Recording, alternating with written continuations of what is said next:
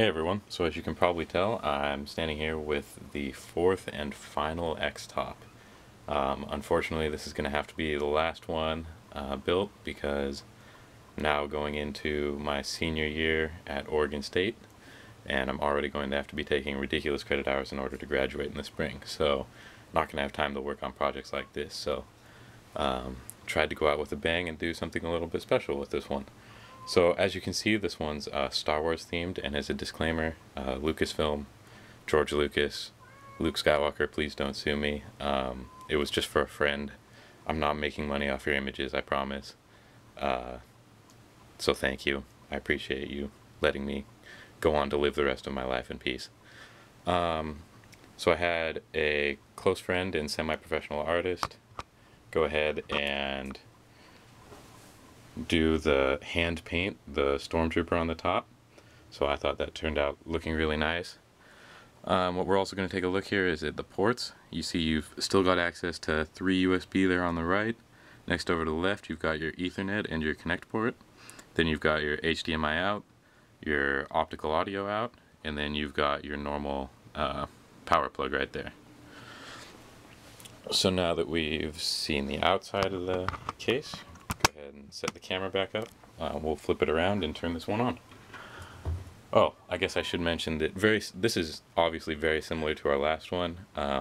Most of the changes are actually inside the case, which, as a bonus for this being the last X-Top ever made, I'm going to go ahead and open this one up and show you the internals at the end of the video. So what we've got on this side again is the headphone out here, or the line out. You got a row of vents for the Xbox right there.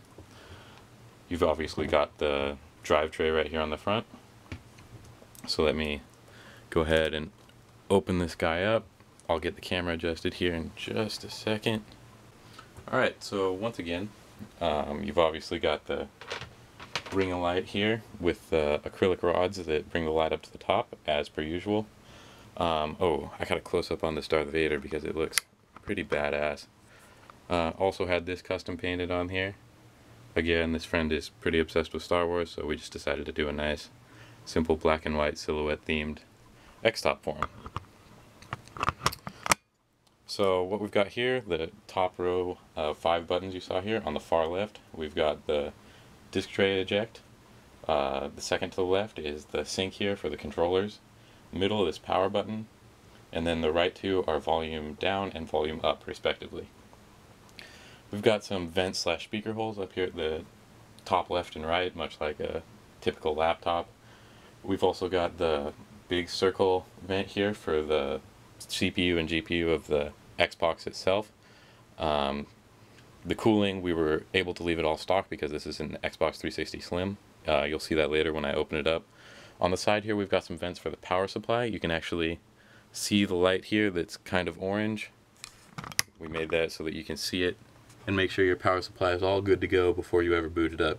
So you can see that's orange, indicating it's ready to go. The screen, once again, is wired directly to the power supply, so you only need one cable to run this. The power supply is internal, so you don't need an extra brick accompanying it. All you need is the cable back here. And again, that can be an extension cord.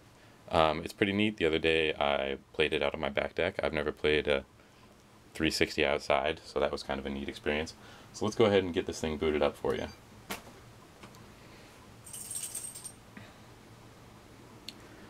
So you can see back here the power supply light is turned green.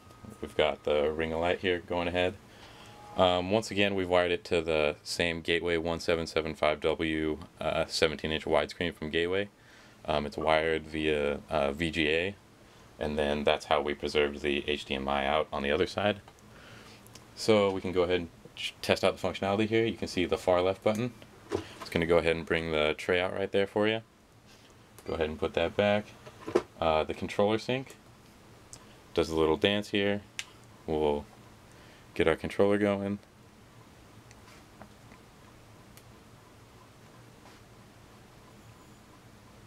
There we go.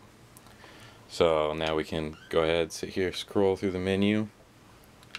You guys all know how an Xbox works, so I'm not really that concerned about it. Just to prove to you that it actually does play games. And that you can hear, 2 fans just kicked on for the power supply. They're wired into the power supply fan circuitry so that they only kick on when they're needed, and so they'll scale with the power supply's the amount of heat it's experiencing. So if you're in a cold environment, they'll never really kick on. So one of the things you'll notice in this X-Top is we were able to fit an entire set of desktop speakers inside, so it's much louder than any of our previous versions. Ends up sounding a lot better. So obviously this game works, and we'll go ahead and turn the volume down, prove that works. See, now you can't hear anything. Turn it back up. Alright, so let's go ahead and break it open for you to see. Alright, so I've got all the screws undone on the lid of the case, so now we're gonna pry it open so you can take a look at what's inside.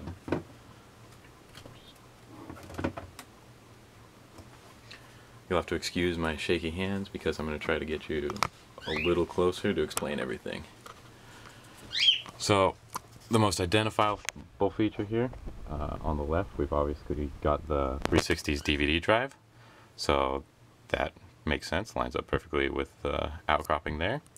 Back behind that, right back there, we've got the power supply for the 360.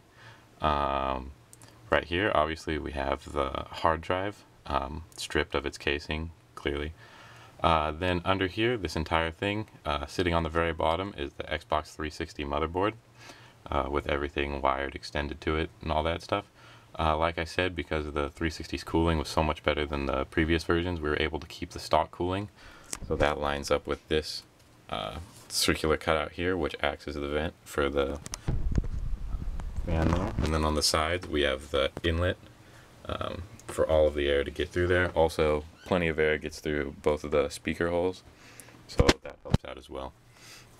Here in the bottom right corner, we've got the audio board from a set of desktop speakers, and so that's where the headphone jack comes from, although it's extended out a little bit so that it actually comes flush with the outside here. So what you've got laying on top here is the desktop speakers used a turn potentiometer. So what I did was built a little bit of circuitry here in order to incorporate 2 digital potentiometers, which is how the push buttons work in order to turn the volume up and down. So that's why you see wires going from here up to the button structure, up here to the far right and second to right buttons. Here you see the ring of light attached slightly off center so that each of the LEDs points straight into the acrylic that's in the top of the case so that you can see the light clearly. Again, you see some wires coming off of it up to here, up to the buttons, which control the eject, the power, and the sync buttons. As I said earlier, you can see there's 2 desktop speakers, obviously again stripped of their casing, that we were able to wire into here, so that they're getting the signal straight from the audio board, which is wired into the 360 itself. And then from here, we also have a small left and a small right speaker, just to kind of give you that sense of surround, but most of the sound is definitely coming from these 2 guys right here. Right in the center here, right there, this little L piece is the wireless, so we obviously had to get that extended because it originally starts back here and would not have fit in that mess of wires back there. You can see we've got the SATA connection here coming from the DVD drive itself. All these black wires are right there, are the data connection, which plug in somewhere over here, over to the DVD drive itself. You can see this black cord back here is actually all the power from the power supply.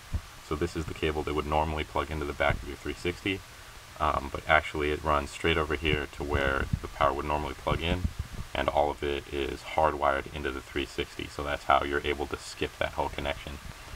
Also, these blue wires here are the power from the power plug over on this side of the device over to the power supply. Down on the bottom is where it connects up.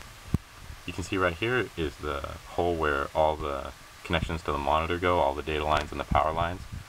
So the monitor is actually powered off of the 360 power supply as well, obviously. So the power lines run right back here, again, connect right where the stock connector would go for the power lines. So it runs off of 5 and 12 volts, and that's where that power comes from. The rest of these data cables, you can see, they enter under the motherboard right about here in that little section, and they run straight back underneath the dongle where you would normally plug in your HD, SD, what's it called, an AVI cord, or you would plug in your HDMI, and they're all soldered to the respective pins down there. Right here you can see this is the stripped down wall wart wrapped in electrical tape to prevent any shorts or anything. For the audio board, probably could have figured out how to run it off of the Xbox 360 itself, but that was just easier and we had the room, so went ahead and did that. As you can see, this layout's pretty open, so it allows for a lot of airflow. Also worth noticing is that we have a set of vents going all the way down here through the middle. I'm going to flip the camera over here so you can see it actually extends under the speaker there. So that runs all the way from about yay to the back there. So that allows air to circulate underneath the motherboard and up, because if you look at the very bottom here, we do have some little nubbins right there and one in the back, so it allows air to travel underneath to make the cooling just that much better and make sure there are absolutely no issues with overheating or anything like that. Along those lines, in order to test it, we had a 95-degree day here in Oregon, which is pretty unheard of, and so I went outside and was able to play Modern Warfare 2 for about 2 hours in 95-degree weather with absolutely no issues. Obviously the whole unit got a little bit warm, but other than that, slogged through it no problem. So no overheating issues to speak of, unless you're outside playing this in the desert. I think you're going to be just fine. I think that about covers it. I just wanted to give you a chance to actually see what exactly is on the inside of one of these bad boys. Here are the two fans I was talking about. One draws air in from the vent over on this side. The other one pushes air down from the vent over here. And that's just to get air running along the two power supply heat sinks right there and right there. Go ahead and put it back together here. And by put it back together, I just mean I'm going to set that on top, pull it forward, and say thank you for following along on all these X-Top adventures. If you guys have any comments, any questions, anything like that, I'm more than happy to answer the intelligent ones that include capitalization and punctuation and proper English. Yeah, I would really recommend this project, or, you know, if this is something you're interested in pursuing it. It's a lot of fun. At the beginning of this 2 years ago, I had never soldered anything, I had never used a table saw, I had never done anything with electricity at all. So, you know, there's plenty of resources out there. You can figure out how to do this too. You're probably in the exact same spot I was. And you learn a lot. And so I would recommend, you know, you and your buddy get together, be careful with what you're doing, have fun with it, and it's a blast. Once again, thank you for following us, and I apologize that this will be the last one, but I hope you enjoyed it. Take it easy.